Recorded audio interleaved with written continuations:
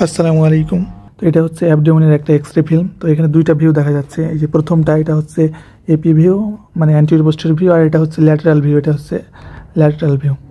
তো অনেক সময় শুধুমাত্র এই যে এপি ভিউ দেখতে পাচ্ছ এটাই শুধু থাকতে পারে, বাট এই যে ল্যাটারাল ভিউটা নাও থাকতে পারে, মানে শুধুমাত্র এপিও করা হয়। আর এই ফিল্মটাতে হচ্ছে দুটাই করা হয়েছে।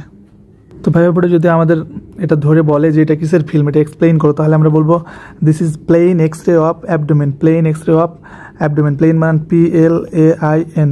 This is plain X-ray of abdomen, AP and lateral view, AP and lateral view in erect পোস্চার।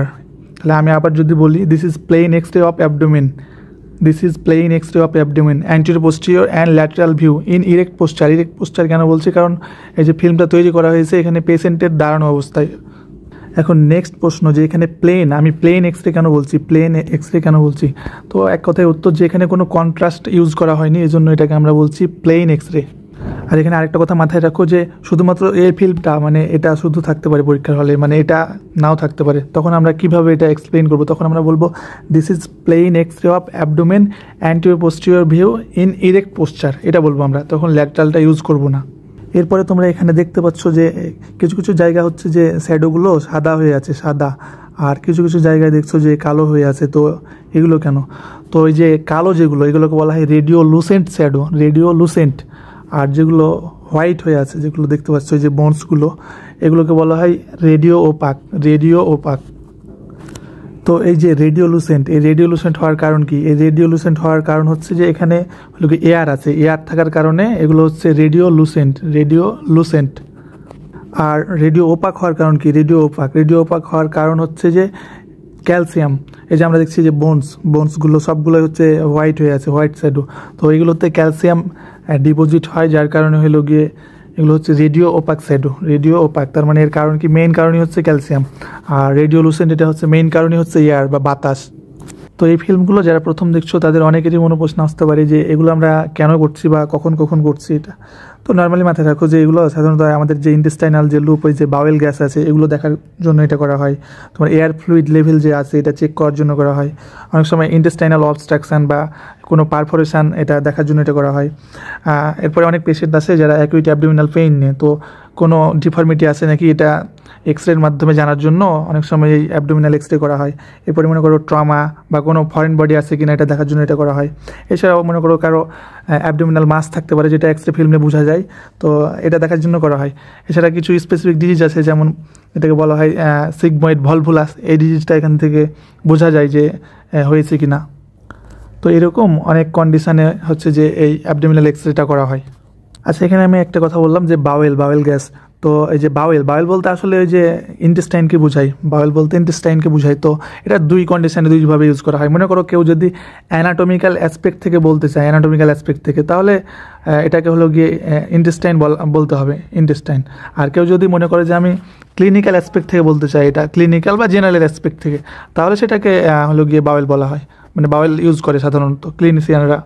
আচ্ছা, এরপরে আমাদের পরীক্ষার জন্য মেইনলি ভাই যদি এটা হলো গিয়ে থাকে, তাহলে আমাদের এখানে কী কী দেখা যাচ্ছে, কী কী স্ট্রাকচার, ওগুলো খুবই ইম্পর্টেন্ট ভাইবার জন্য। তো এখানে আমি প্রথমে বোনসগুলো দেখাই যে এখানে কী কী বোনস দেখা যাচ্ছে। তো প্রথমে তোমরা এই যেখানে দেখতে পাচ্ছ এটা হচ্ছে যে 12 রিব, আর এটা হচ্ছে 11 রিব, ওপরে আছে হলো গিয়ে 10th রিব। তো মেইনলি এটা 12, আর এদিকেও দেখা যাচ্ছে 12 রিব। আর এখানে যে ভার্টিবা, এটা হচ্ছে তার মানে কি 12 থোরাসিক ভার্টিবা। তারপরে number 1, number 2, number 3, number 4, number 5। এরপর হচ্ছে যে স্যাক্রাম, এই দুই দিকে হিপ বোন, হেড অফ দ্য ফিমার দেখতে পাচ্ছ, হেড অফ দ্য ফিমার। আর এই যে স্যাক্রামের নিচে এখানে হলো গিয়ে কক্কিস, মোটামুটি খুব একটা বোঝা যাচ্ছে না। তো মেইনলি এই বোনসগুলো দেখা যাচ্ছে। ঠিক এই যে এখানেও ওগুলো দেখতে পাচ্ছ ভালোভাবে, এখানে বোঝা যাচ্ছে। এই যে এগুলো দেখছো না, এগুলো হচ্ছে যে স্পাইনাস প্রসেস, আর এই যে দুই দিকে আছে এগুলো হচ্ছে যে ট্রান্সভার্স প্রসেস। মাঝে হচ্ছে স্পাইনাস আর দুই দিকে হচ্ছে ট্রান্সভার্স প্রসেস। এরপরে যদি আমরা সাথে সাথে দেখে নিই এখানে কী কী জয়েন্ট নর্মালি দেখা যাচ্ছে। তো ওই যে দুটো ভার্টিবার মধ্যে যে জয়েন্ট দেখতে পাচ্ছ এখানে, এগুলো হচ্ছে যে সবগুলো ইন্টারভার্টিবাল জয়েন্ট, যেগুলো সেকেন্ডারি কার্টিলিজিনাস জয়েন্ট। এছাড়া এই যে এখানে দেখতে পাচ্ছ যে স্যাক্রামের সাথে যে আইলিয়ামের জয়েন্ট, স্যাক্রোআইলিয়াক জয়েন্ট, যেগুলো plane variety of synovial joint.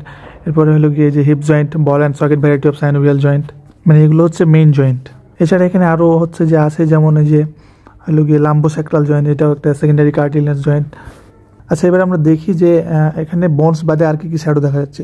তো আমরা সবাই জানি যে দেহের ডান দিকে থাকে লিভার, তো এখানে হলো গিয়ে মোটামুটি লিভারের শ্যাডোটা এখানে আছে এই বরাবর, মানে তোমাকে এখানে মোটামুটি দেখাতে পারলেই হবে।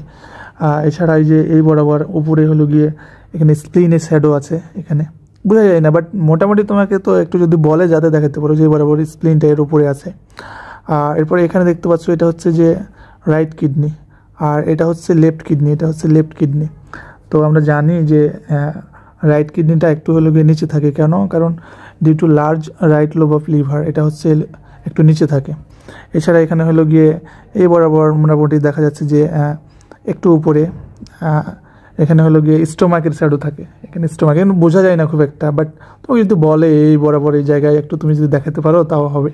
এরপরে এখানে তোমরা এই যে এই শ্যাডোটা দেখতে পাচ্ছ, এটা মোটামুটি কিন্তু ভালোভাবে বোঝা যাচ্ছে, এটাকে বলা হয় psoas major muscle, psoas major muscle, psoas major. এই যে দুই দিকেই শ্যাডোটা মোটামুটি বোঝা যাচ্ছে, এই দুই দিকেই আছে, তো এটা হচ্ছে সোয়াস মেজর।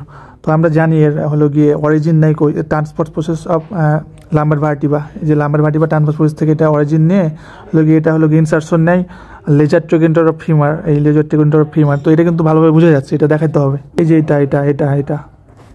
এরপরে এখানে যে লার্জ বাওয়েল যেটাকে বলি আমরা, লার্জ ইন্টেস্টাইন, সেটা হচ্ছে মোটামুটি বোঝা যাচ্ছে, যে এখানে দেখতে পাচ্ছ মোটামুটি এখান থেকে হয়ে হলো গিয়ে এখানে এই যে এইরকম মোটামুটি, এখানে কিন্তু খুব একটা বোঝা যাচ্ছে না, বাট ওই আবজা করে এটা বুঝতে হবে। আর ওইভাবে তোমাকে বলবেও না, এইভাবে তুমি একটু দেখাতে পারলেই হবে। এটা হচ্ছে যে তোমার লার্জ ইন্টেস্টাইন দেখছো, এই যে ascending colon, transverse colon, descending colon, এখানে সিগময়েড কোলন, দেন হলো গিয়ে তোমার একটামিনাল ক্যানাল এখানে আছে। আর এই যে এখানে এই আশেপাশে এগুলোতে হলো গিয়ে থাকছে তোমার স্মল বাওয়েলটা, স্মল ইন্টেস্টাইন। আর এখানে এই জায়গায় এই বরাবর এখানে থাকছে তোমার ইউরিনারি ব্লাডার শ্যাডো। তো মোটামুটি এখানে আমি যে বিষয়গুলো বললাম এগুলো একটু ইম্পর্টেন্ট, এগুলো হয়তো বা দেখাতে পারলেই হবে ইনশাল্লাহ। আর তোমরা অনেক সময় দেখবে যে হলো গিয়ে অনেক সময় কোনো একটা মনে করো যে গার্ড বা হলো গিয়ে ইসোফেগাস খুব ভালোভাবে বোঝা যায়। তো এর কারণ হচ্ছে যে এখানে বিভিন্ন প্রসিডিউর অনুযায়ী এটা করা হয়। যেমন মনে করো কারো ইসোফেগাস যদি শুধু ভালোভাবে মানে দেখার জন্য এক্সরেটা করা হয়, তাহলে দেখা যাচ্ছে বেরিয়াম সোয়ালো বলে একটা আছে, এটা হলো গিয়ে রোগীকে খাওয়ানো হয়, বেরিয়াম সোয়ালো। আর মনে করো কারো স্টোমাক আর হলো গিয়ে যে স্মল গাট, স্মল ইন্টেস্টাইন এটা দেখতে হবে ভালো করে, তাহলে রোগীকে হলো গিয়ে বেরিয়াম মিল দেওয়া হয়, বেরিয়াম মিল। এরপরে মনে করো কারো লার্জ ইন্টেস্টাইন বা হলো গিয়ে এই যে লার্জ বাওয়েল এটা দেখা দরকার, লার্জ ইন্টেস্টাইন, তাহলে তাকে বেরিয়াম ইনেমা দেওয়া হয়, বেরিয়াম ইনেমা।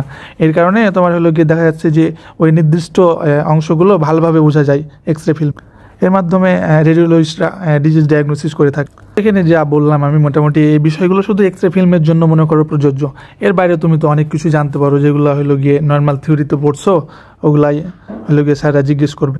তো আমি যদি আরও দু একটা এক্সরে ফিল্ম থেকে মার্কিংয়ের মাধ্যমে তোমাদের আমি দেখানোর চেষ্টা করি বিষয়গুলো। তো তোমরা এই যে এই ছবিতে দেখতে পাচ্ছ কীভাবে হলো গিয়ে যে লার্জ বাউলটা পুরোপুরি এখানে দেখানো হয়েছে।